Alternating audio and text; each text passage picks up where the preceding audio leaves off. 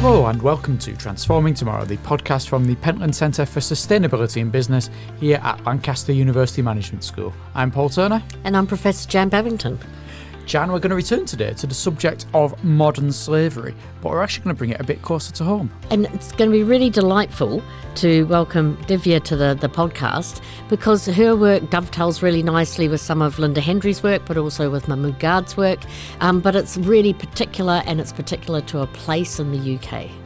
Yes, that's right. Today we've got in the studio with us Dr Divya Jyoti, who is a lecturer in the Department of Organisation, Work and Technology, and whose work takes in the garment industry and issues of modern slavery here in the UK. Welcome, Divya. Thank you. Lovely to be here. Can we start then? Can you tell us a little bit about your background and the interest you have in sustainability in business? I did my undergraduation in fashion, which was Bachelor's in Fashion Technology.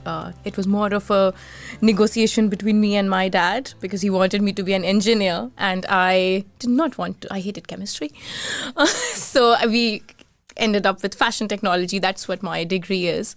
And then I was in my third year when I realized that I somehow did not relate to the values of mass production and the consumption ideals that, I was helping out in a fashion show in the green room at the back end. So that was my first moment of finding it a little disturbing. And then I ended up doing an internship in Sri Lanka, which was the world's first LEED certified, so world's first green building factory on an existing. So that's where I was introduced to the idea because I walked around and I'm like, is this a factory? Is that really possible? And that's where I got introduced to the idea, which then I followed up with and ended up working for nearly 7 years. I'm still an advisor with the organization, but I worked in what you would call the development sector. It was an aid organization, a German organization, and I was working, helping small businesses particularly implement what now we would label as voluntary sustainability standards or CSR codes of conduct. And towards the end, or I would say for 6 years into the job, which we can talk about separately if you want more details, but I kind of decided to get some academic understanding of the subject that all my learning was on the job. So I came to the UK to do my master's, which I decided should be in social responsibility and sustainability. So I was one of the 13 people in my cohort. At the time, it was a very, select, a small group course because the conversations were still becoming, more common, more mainstreamed. And my plan was to go back and work. But then there was a particular phenomena, which then eventually became my PhD and has led me to join academia, which was the experiences. So my master's dissertation was looking at factory managers and what they make of this global conversation around CSR. And this was focused empirically in the fashion industry.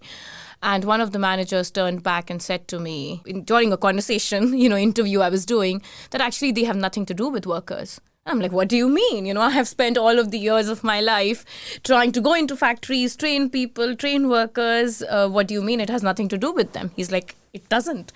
I got back because I was in an academic environment. A mentor who later became my supervisor encouraged me to do a literature review, which I did. And I was like, oh, people are not really talking about it. Particularly in the management discipline, there wasn't a lot of conversation around experiences of factory workers. So that's what became then my PhD, which was an ethnographic study where I stayed in a factory for several months, actually over a period of 2 years, really, between offline, online situation. I was in garment factories, spending time with workers on the shop floor, trying to understand how these global codes of ethics or voluntary sustainability standards are translated and what becomes of it. But more crucially, how do factory workers experience it? How is it translated in their experience? So that's what my broader research interest is. It is the lived experiences of, the enactment of conversations happening under the garb or label of morality or sustainability. That's what my my broader research interest is. And that's really interesting because with Linda, we talked about supply chain, which is a particular sort of management process. With Mahmood, we talked about reporting, which is what happens after companies have been doing or not doing things and what they say about it. How would you describe the area of management that your work fits within? And in particular, our listeners, I'm sure, would like to hear something about what does an ethnographic method mean. So let's just talk about the area of research that it fits within and then that particular method. You would put my work in one way to describe it would be the industrial relations element, because it's more focused around factory workers' lived experiences. But it's also the implementation of policies. Because what I traced was if a code of conduct has been developed and there are existing studies which look at how it's developed, but then what happens when they travel to, if you may say, to the site where they are meant to be implemented, what becomes of it. So in that sense, it's that's where this would fit in, but my focus is on the lived experiences, and that is where ethnography as a method comes in, which is about spending time in the context which you are curious about. So if I was to sit here and do an ethnography, I would just sit here maybe, next to that little corner on that blue chair and just observe what goes on here. I would eventually, ask you questions, prompts, it would be conversations. It may lead to a formal interview depending on our comfort and rapport, but it's often focused around participant observations, what goes on, and hence a lot of the things which we often even can't articulate, and which don't emerge in an interview conversation perhaps because we do retrospective sense making, they can be captured. And it worked very well for empirically. I was interested in factory workers who are heavily involved and busy in production. So that's where I was able to be around on the factory floor and observe a lot of things. I hung around, various parts within the factory, the canteen, the medical room, and all those other elements within a production facility. I don't know about you, Jan. I would be fearful if we had someone in here observing us for the purposes of an ethnographic study. I was thinking that. I was wondering if she was also doing an ethnography as well as an interview. I noticed she came in with a pen and a pad to make notes on maybe we better behave ourselves. The most worried I'd previously been on this podcast is when we had the lawyers in, but now I'm worried that someone is here who is actually studying us while this is going on, and it's very, very disturbing. It is, and indeed, ethnography pops up in many parts in the management discipline, but also as an approach that's used in social anthropology by anthropologists trying to understand different cultures and how places work and how do people interact together. So it's a really powerful technique, but I agree, also a scary one if it's being applied to you. I have to butt in and say that I couldn't do that unless I were doing it covertly. The research ethics guidelines would not allow that. I would have to take your explicit permission before taking it. I'm not an investigative journalist. That's the difference. So within your work, Divya, you often use the phrase left behind people. So what does that term mean for you? There has been a lot of research, in the conversations around inequality, regional development, which talks about left behind places. But left behind people refers to people who have perhaps not been able to receive the share of the growth story, are not necessarily a part of that growth story of a particular area, a particular community. Within, scholarship, and this is more coming in now in place development and regional studies, there is a recognition that often there are certain areas which are left behind. So left behind places is a term, but I think in my work, what we are trying to do is bring attention to the left behind people within these places and, communities. So it's keeping the focus on the people within studies, which is kind of a part of the broader agenda of my work, which is about humanizing the supply chain as I refer to it. And does that concept and do your other ideas from your research, how do they link through to the Sustainable Development Goals? And if they do link to them, which ones do they link to? It does actually, because if you look at the agenda, the Transforming 2030,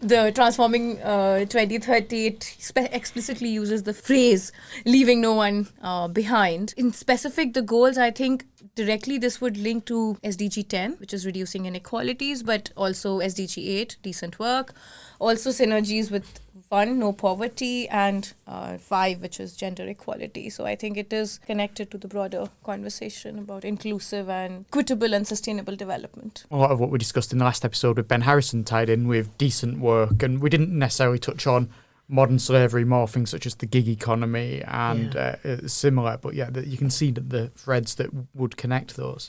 And indeed, and this might become really relevant as we go on to our next topic, there's not like a cliff edge. On one side there's secure employment, on the other side there's modern slavery. It is a continuum, and I think certainly some of the things that Ben was talking about are working practices that make the lives of employees very difficult, but then that gets worse and worse, and you end up in a much more dangerous and difficult place. So I think it's that degrees of insecurity or degrees of unfree labour, which is a really useful phrasing and a useful way of thinking about it. So it's not black or white, although at the ends it is, but in the middle there's all these grey areas where you have to somehow unpick what's going on. There becomes a point where you're far, far beyond it being insecure work, and it becomes a totally different picture, which is where we end up.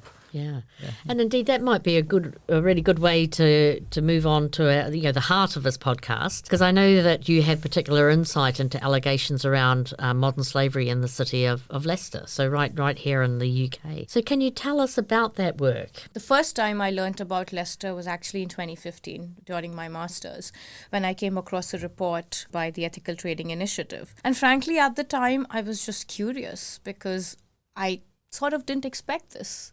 The idea and my understanding at the time, and even in the literature, and we will talk about it, the idea is that there's a governance gap.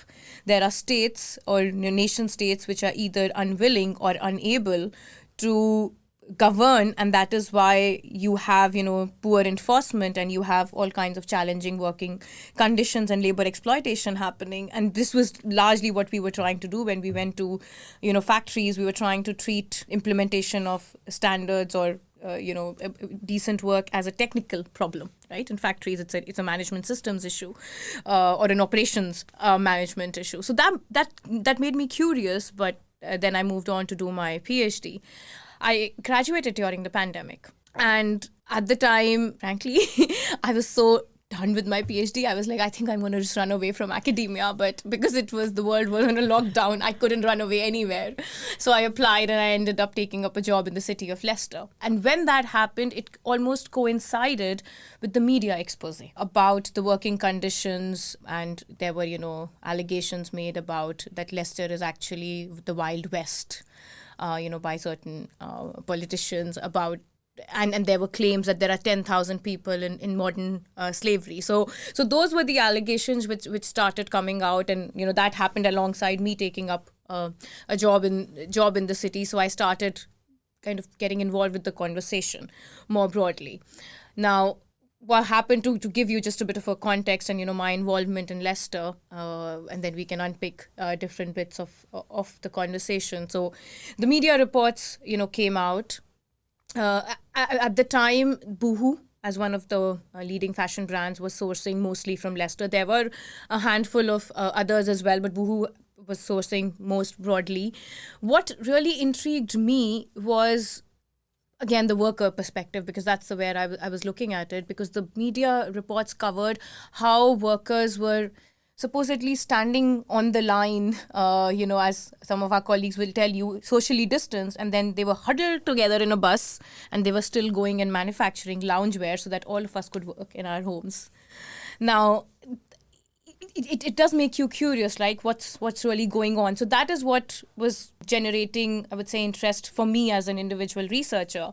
Meanwhile, in the city, what happened was that the media expose happened. Boohoo was called to account for a brief period. Their share prices were hit. There was lots of media attention. They commissioned an independent, review. The government brought all the agencies together and set up a multi-agency task force, which is known as Operation Tacit, to investigate these allegations of modern slavery. I decided to also, try and put together a small little research project proposal, which unfortunately didn't work out. But while I was preparing that research proposal, I got unstuck with the way the term modern slavery is defined, because it has a very specific definition. And I think this has also been, raised in some of the previous conversations in the podcast, which it has a specific legal definition, which is what is discussed in the law. which I noticed, and when the report was coming out, the report said that actually there are instances of labor exploitation in Leicester, but there are no cases of modern slavery which could be verified. For me, that is, while my work is around, and you can use the label modern slavery to talk about it, I am more interested in the vulnerabilities and this phenomena of exploitation. Specifically, when I speak to lawyers and scholars working in the field of modern slavery, I say I'm interested in the prevent agenda. What is it that is leading to those vulnerabilities which eventually lead to exploitation? So that's the angle which I am trying to understand. Now, what happened was that while I was trying to put together the proposal, I ended up meeting various charity organizations and one particular individual who was working with the communities, who then connected me to others, and ultimately made my way to an organization called Justice in Fashion, who were at the time, there is something called a withhold release order, where there are countries who use import bans as a way to discourage forced labor and exploitation. So the US CBP has an application currently, open and ongoing to put a ban on Leicester-made goods because of these allegations, because they use, the trade laws, so to speak, to try and prevent modern slavery or to discourage that practice. And that's what was... The case was submitted. So this particular charity said, well, what will be the impact on the people in the city? And that's what we want to understand. And in that context, I met them. And since I have been associated with them, firstly as an advisor, and then 1.5 years back, or I don't remember the timelines, but they asked me to join their board as an honorary director. For me, the idea has been that, and the reason I said yes was because as an academic, while you do research, I always feel, what can I do to help the communities? And I thought, if this is my way of giving back, then that is something that I should be doing. So I'm that's the broader story of how I continue to be involved in Leicester. What have you learnt then from speaking to these people, from observing, from looking into modern slavery and labour exploitation in Leicester? The first aspect that I've been examining, Leicester, if you look at as a city, is really high on the governance matrices. There are, insights which are emerging. I'm happy to, talk about it, but that's one strand which has more to do with how we engage with how policy engages with people. So that's one element. The other is around the supply chain itself, the fashion industry itself, where one of the things which honestly happened, and several others have pointed this out as well, because of all of this attention, Boohoo eventually closed factories. They have shifted their production to other locations, and a lot of workers have ended up at food banks. So there has been loss of employment, which perhaps was unintended, and some are recently alleging that crying modern slavery didn't do the city any good in many ways. The other aspect which has emerged is, frankly, just the way there are legal challenges. And what I mean by that is that through the charities and organizations that we've been working with, the idea is that we are able to organize workers so that they can raise a claim for justice. However, employment relations issues are not in the purview of legal aid. And the legal walls and blocks that you run into is yet another dimension. So my learning is that, and then that's what I'm working towards, and I have to, acknowledge the support by the Pentland Center and alums to kind of help me to initiate that work, is to think about an interdisciplinary investigation of the phenomena, because you can already see that there are, synergies with supply chain, with governance conversations, with legal scholarship, with operations management. So those are aspects that I'm examining, and one of the other strands of work is looking at supply chain and what perhaps brands and businesses, globally, because while we are talking about Leicester, this is not a unique situation. One of the aspects that you spoke about, which I think has popped up in all sorts of studies and projects that I've been involved in, is that do you stay or do you go? So you've found something, problematic. And certainly in the fishing industry, there were some ports that were identified, quite some years ago as being problematic, and people just stopped using them, and they collapsed the local economy, and it got worse rather than better, which is very much the storyline that you have just told us there. So staying and trying to find ways to improve what is going on in the place, in my view, is always the first step. Now, if you stay and you try and it's intractable, then it might come to a place where you might leave. But leaving fast just to sort of get your name out of the headlines or to somehow make things tidy and neater and nicer, I think doesn't it support sustainable development necessarily? And I'll just kind of add on to that so one of the pieces of work that I'm now doing, which I've initiated with Mark Stevenson, as from supply chain, where we are almost. So that is after the issue has been exposed. But one of the ways to do that would be if companies were to take a more place-based approach when they think about their sourcing. Right now it is, a stop, like, okay, this is where the best cost is, this is where I'll source from. And it's all it's driven just by economic and performance indicators. And that's the whole agenda of humanizing, which I keep referring to. There is no understanding of the community where the people are, where you want to source from. In mining, to some extent, because of the impact and because people have to go to land, there is a more deeper thinking. In fast fashion goods or fast moving, FMCG companies, that thinking is absolutely missing.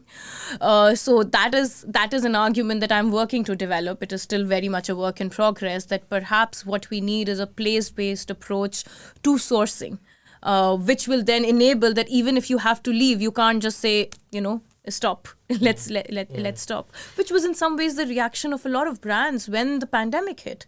The first reaction was, we are cancelling orders. And then, activists world over were up in arms saying, but what will happen to these workers? Because suppliers do not have any resilience. You as large firms have resilience. The smaller firms don't. And that's the whole point about my work more broadly, it's the workers, it's the most vulnerable people who are anyway struggling to survive, who are even more adversely impacted. And then they are left behind also because their agency becomes very limited and they have no channels for voice. I'm going to do some tying together before passing over to you, Paul. Is that we've spoken this series as well to Ben Harrison. That idea of vulnerability and vulnerability compounding is something that was within his work that he spoke to us about. But then also resilience has sort of surfaced several times in our conversation across the whole podcast. We've never had a whole thing on resilience, but resilience is a really key idea in this whole area. And then the final theme that's popped up in several places is that important of place. Sorry, I said place twice, but it's doubly important.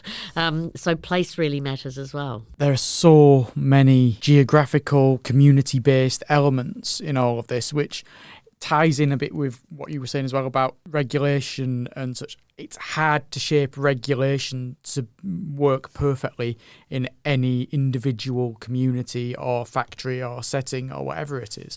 Is this something you've come across within your work, Divya, about the difficulties of trying to get what would end up being at government level a catch-all to work at a smaller level? Yes, and I just want to expand the way you are approaching regulation. So it's private and public regulation. So yes, the laws are, the hard enforced, within the legal framework. But when I talk about codes of conduct, they are a form of soft regulation. A lot of these voluntary sustainability standards, even the United Nations, guiding principles for human rights, for example. And yes, the challenges, and that's what so coming back to now my PhD, that is what emerged, that all of these codes have been set with real good intentions, and the idea has been that they will have an intended effect. The challenge is that those who are involved in implementing those and those who are being impacted are not included in the conversation. And that's where those realities do not get reflected. Now, from a managerial perspective, it's a huge challenge, and I mean from the code of conduct or the standards management, because how much do you adapt? To what extent? How do you, draw the line? There are some conversations which invoke this notion of reflexive lawmaking or reflexive rulemaking, but the other thing in rulemaking is, and I kind of did a lot of reading during my PhD around this, that it's always open to interpretation. And how much can you dot the T's, because you still leave room open for implementation, and that again ties back to the wider project. That is it possible to mandate ethics or legalize ethics, and what does it then lead to? I notice that it's almost coming up to 10 years since the first piece of investigative journalism in this area. What's happening in Leicester now? Existing brands have almost pulled out or relocated because of the reputational damage. New brands are hesitant to come and source from the city, which has resulted in a situation that there is a lot of job losses. There are some suppliers who have moved to different locations where they could. Some have actually lost jobs, and I met a taxi driver, so I was doing one of my field visits, and he was talking to someone, and I could understand, because I'm an Asian, I could understand the language, and I'm like, what are you doing talking about garments and costing? He was like, oh, I was talking to someone back from in his own country, because he's relocated his production and he's driving a taxi here. And then he ended up sharing that how a lot of people have actually resorted to, even manufacturers, just driving taxis. Now, this is one element, on the impact on people. The first reaction when all of this was really highlighted was a lot of agencies came down and they wanted to support Leicester. So there were projects and initiatives set up. Boohoo went out to say that, we'll set up our own factory even. The government kind of, initiated some efforts. Right now, though, a lot of it has just died down. The charity I work with, it is really, really hard to get funding, because they say our focus is the global south. And which is what has kind of resulted in, me initiating this conversation, saying it's not just about a global north versus global south problem, which is what often in aid agencies you will see that criteria, that we need to work only with certain countries. We need to think about the phenomena and the issue. And honestly, vulnerabilities and challenges like these do not necessarily know the boundary of a place, in the trajectory in some way. So that is one element. The other thing which has happened, so Leicester also became the site of a lot of research interest. And, there have been people who've come and gone. But if you were to speak to, some of the people I work with, they are frankly tired, because people come, do research and move on. There are challenges in terms of also the frameworks. There was one particular, project in which they were made a member, but the guidelines of the funder said you can only get X%, which was minimal, which we did not even pay for their time. So everybody wants access, but then what happens? How do their lives change? And people there, just to kind of, recount one of my recent visits, I was not on a research visit myself. I was going to initiate contacts, and I went to a food bank, and there were a lot of people standing, and the person I was with just spoke to one person, and the others thought that we are there to listen. And it was heartbreaking, the challenges that they are facing and they are reeling with. And I think that is what makes me question sometimes, what can I do as a researcher? And I think that kind of informs then the work which I'm trying to do with the other organization, but also forums like these, where we raise these questions and we say, can we find ways to work together? Yes, there is a lot of complexity, and Leicester we are not really delving into that element, but there have also been allegations about just the nature of the industry itself. Do you see any positive signs? So one specific aspect that we have identified by observing, and the work that I've been studying about the charity organizations, is the way they get embedded within the community and how they are able to listen to the community, and how those bottom-up or bottom-led approaches perhaps have potential. So the opportunity there, which is a proposal at the moment, is can government and other companies and private sector actors actually link into those learnings, and to have a place-based approach, work with place-based actors who understand the place. So that potential has been, I would say, just in my very limited, physically, geographically limited limited research we have identified by studying a particular, charity organization, which is a very small one, but the way they have engaged offers us some learning and insights. So that is definitely one. The other is also the way I think tragedy or challenges bring community together. So honestly, every time I need some sort of an inspiration, there are a couple of contacts in Leicester who I talk to who really inspire me, because despite all the challenges, there is still hope, and they are trying to find ways. There are, linking back to the point, there are some initiatives to kind of have conversations, news in the corridor that there may be some brands, fast fashion brands, who might want to source from Leicester, but they are the low cost, fast fashion brands. So there is also a worry in the city about the implications that may have. And so, keeping with the sort of bringing our podcast to a close, and keeping with an idea of what positive actions are possible, what can the fashion industry do differently that won't end up in these kind of messes in the future? I know that's a whole podcast, so I'm not going to give you a whole podcast on that, but just maybe a snapshot of the elements, the motifs that would mean that fashion can actually be produced in a way that doesn't create these labour abuses. So I think the first thing is to recognize, and this ties in all my work till date, to be honest, including my PhD, is to recognize that producing responsibility does have a cost, but then we need to include that cost in our costing, because that is what doesn't happen. And this, is not just Leicester. My previous work, when we do costing of a particular garment, we have what is called SAM value, standard allowed minutes, for producing any piece of garment, and there is certain allowance we budget in, but it's all very efficiency led conversation. All the numbers, all the projections, all the targets are based around that. Doing anything properly takes time, and ethical production, the way it gets translated on the factory floor, is about incorporating more responsible practices, which may include wearing gloves, taking them off, collecting all the pieces of a broken needle, and various other such activities on the floor in the enactment, which take time. And that is something which is not happening, and I think we need a recognition that there is a direct connection, because products are made available. And sometimes I'm horrified walking around, a shirt for 2 quid, a skirt for 3 quid. How is that possible? And I mean, not to talk about, the implications of fashion waste, because it's really poor quality. So that is one thing which definitely can be done. And the second is more on an operational front, thinking about when we have policies which we are expecting, suppliers to implement, we treat them as suppliers.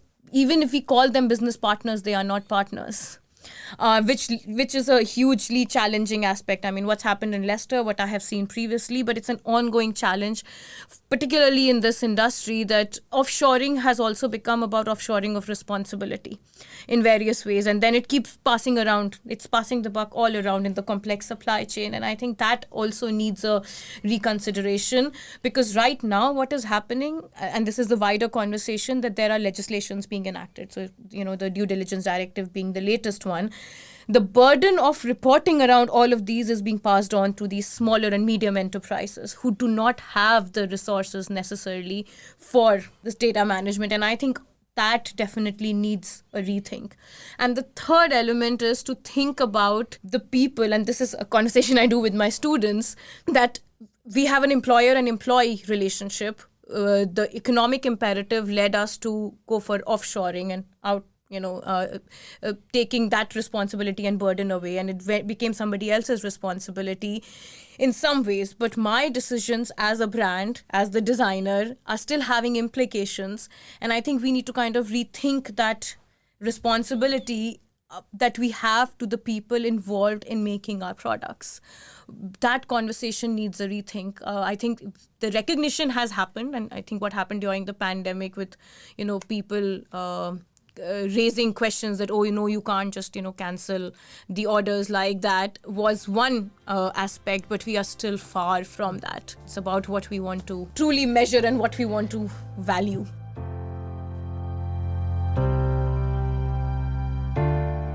And I think those three elements are a really nice way to bring the podcast to an end, because they sort of point in really particular and strong directions for future development. And I know that if you want to know more about this, Divya is going to be taking part in a few episodes of the Manufactured podcast, which is going to be focusing all around supplier perspectives on sustainable fashion and all around the fashion industry in Leicester. So do keep an ear out for that. Yeah, so just to kind of mention that's actually a part of the project and the research which has been supported both by the Pentland Centre and the management school.